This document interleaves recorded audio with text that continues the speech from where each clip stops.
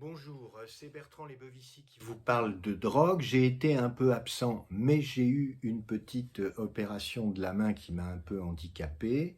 J'ajoute que je porte une jolie casquette beige pour faire plaisir à mon amie Sophie qui se reconnaîtra.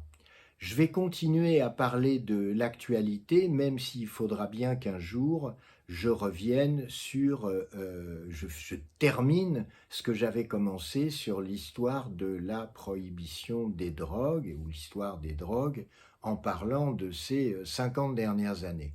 Donc aujourd'hui, je vais parler d'un sujet d'actualité dont je ne suis pas un expert, puisque ça concerne le trafic. Mais c'est sur un point précis que je voudrais attirer votre attention, c'est celui de l'exportation, en particulier par des groupes criminels latino-américains, et dans le cadre du trafic de cocaïne, donc l'exportation d'un certain nombre de pratiques criminelles qui étaient à peu près inconnues en Europe il y a encore quelques années. Vous allez voir, je vais vous parler de personnalités de très haut rang qui sont menacées par des groupes mafieux. Je vais vous parler de ce qui se passe dans les grands ports européens. Je vais vous parler de jeunes tueurs à gages de 16 ans qui tuent d'autres jeunes de 16 ans. Et j'arrête là les joyeusetés, mais je vais essayer de vous montrer qu'il y a un certain nombre de pratiques qui émergent, qui sont tout à fait habituelles au Mexique par exemple, mais qui émergent en Europe. Alors, il ne s'agit pas de petits papiers, hein. J'ai mis des papiers de côté, voilà, là, ce papier-là, c'est un papier sur les Pays-Bas, c'est une pleine page, ce ne sont pas des petits articles. Aux Pays-Bas, la Mocro-Mafia menace l'État. Le Premier ministre néerlandais et la princesse héritière ont dû être placés sous protection policière. La Mocro-Mafia, c'est une puissante mafia néerlando-marocaine, on peut le dire comme ça. Un deuxième papier, toujours dans Le Monde, c'est des papiers d'octobre 2022, donc relativement récents. Le ministre belge de la Justice et sa famille placés sous protection. Des narcotrafiquants auraient préparé un enlèvement visant M. Van Kickenborn. Le ministre de la Justice de la Belgique, quand même, hein, c'est pas rien. Et il y a un dernier papier que je vous lis parce qu'il va faire le lien avec le point suivant. Trafic de cocaïne, Anvers, en proie à la violence de la Mocro-Mafia. Une fillette a été tuée lors d'un règlement de compte entre bandes rivales dans la ville belge, devenue porte d'entrée de la drogue en Europe. Alors effectivement, le deuxième thème, c'est ce qui se passe aujourd'hui dans les grands ports européens où arrive la cocaïne. Longtemps, le port qui dominait ce marché illicite, c'était Rotterdam. Maintenant, c'est la ville d'Anvers. Mais en France, Le Havre n'est pas épargné par ce qui se passe, c'est-à-dire des règlements de compte qu'on ne peut comprendre que si on sait que les groupes criminels ont à récupérer des conteneurs remplis de cocaïne.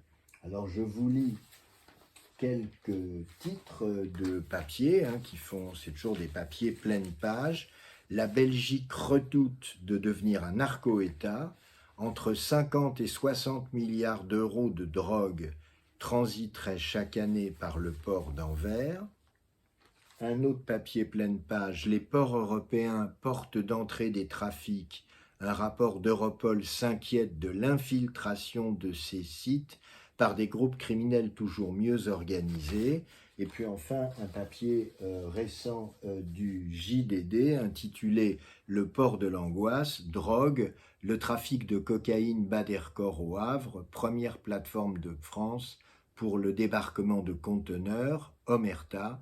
La peur règne sur les quais, notamment parmi les dockers, en première ligne face aux gangs criminels dont certains se font les complices. » Alors ces pratiques-là sont des pratiques qui sont largement répandues dans un certain nombre de pays latino-américains, en particulier au Mexique. C'est la fameuse devise « plata o plomo, hein, ou l'argent ou le plomb, donc où on choisit d'accepter d'être corrompu, ou alors on prend le risque d'être tué.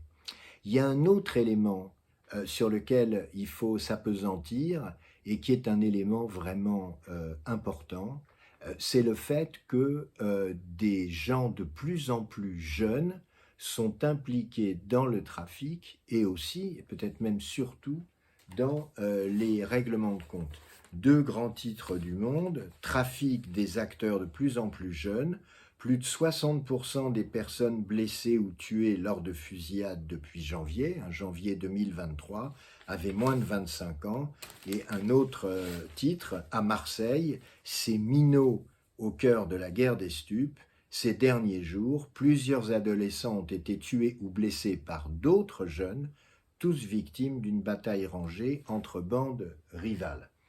Voilà, je voudrais ajouter quelque chose parce que il y a une information dont on parle pas mal ces derniers temps et qui, c'est vrai, est particulièrement inquiétante, c'est le recrutement par des groupes criminels de jeunes tueurs à gages qui n'ont pas encore de casier,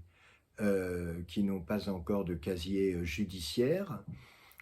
Donc ce sont des jeunes de 15 ou 16 ans parfois qui vont tuer éventuellement d'autres jeunes du même âge. Ils peuvent éventuellement être recrutés par Internet. Évidemment, c'est du gagnant-gagnant. Les groupes criminels disposent de beaucoup d'argent et donc ce n'est pas un problème pour eux de payer quelqu'un 5 000, 10 000 ou 15 000 euros pour liquider un concurrent. Et quant à ceux qui se livrent très jeunes et avec sang-froid à ce genre d'activité, ça peut être le début d'une grande carrière criminelle. Si ma mémoire ne me trahit pas, c'est comme ça que Pablo Escobar a commencé sa carrière en devenant un jeune sicaire qui allait liquider ceux qu'on lui désignait. Alors, ces pratiques de jeunes tueurs à gages, à ma connaissance, elles étaient tout à fait inédites il y a encore quelques années en Europe, mais ça y est, elles se sont implantées et tout ce dont je parle depuis le début, c'est-à-dire des menaces qui visent jusqu'au plus haut sommet de l'État, les ports infiltrés par les mafias et les règlements de compte dans lesquels les dockers se trouvent au milieu et ces jeunes tueurs à gages, tout ça, ce sont des pratiques qui existaient peut-être il y a quelque temps, mais qui sont devenues, qui commencent en tout cas à s'implanter très sérieusement sur le territoire européen. J'ajoute une dernière chose qui n'est pas très gaie. J'ai pas retrouvé d'ailleurs le papier qui source ça, mais ça n'est pas un produit de mon imagination. Je peux vous l'affirmer. Il y a quelques années, 3-4 ans, on a trouvé en Serbie une salle dans laquelle il y avait un grand hachoir. Alors à quoi servent ces hachoirs? On liquide un concurrent, on le démembre et puis ensuite on hache tout ça menu et on met tout ça dans des sacs qu'on va par exemple balancer dans un grand fleuve et voilà, les cadavres ont disparu. Dans cette histoire, la seule chose que j'espère, c'est que ce sont des cadavres et pas des gens qu'on va dépioter vivants, mais ça, je n'en suis pas sûr. Alors c'est vrai que toutes ces pratiques, ce sont des pratiques qui sont euh, importées des groupes mafieux latino-américains, en particulier mexicains, et en particulier avec la cocaïne. Une fois que ce type de pratique criminelle existe, évidemment, c'est très compliqué de faire machine arrière. On a plutôt le sentiment qu'elles vont, à partir du trafic de drogue, se répandre dans d'autres domaines où sévit le crime organisé, par exemple le trafic d'êtres humains, le trafic d'armes, etc., etc. Alors comment est-ce qu'on peut répondre à ça? Effectivement, c'est extrêmement compliqué. Lorsque mon livre Drogue, la longue marche a été publié, j'ai été interviewé par une journaliste de l'Obs qui s'appelle Dominique Nora, et cette interview avait été titrée La prohibition est un danger pour la démocratie. Et je le pense. C'est-à-dire, je pense que ce qu'on appelle les externalités négatives de la prohibition, c'est un danger pour la démocratie.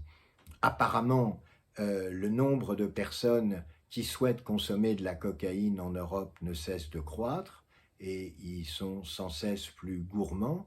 Donc, c'est très clairement la cocaïne en Europe, c'est très clairement un Eldorado. Il n'y a pas de raison pour que les choses se calment. Et donc, il me semble qu'à l'échelle internationale, on devrait au moins se poser la question de savoir si on pourrait réguler autrement cette question de la cocaïne, y compris, par exemple, en légalisant la feuille de coca, ça je crois que j'en avais déjà parlé, mais y compris en légalisant la cocaïne. Alors, certes, la cocaïne n'est certainement pas une drogue qui est sans danger, bien entendu, c'est une drogue dangereuse, là-dessus il n'y a pas de doute.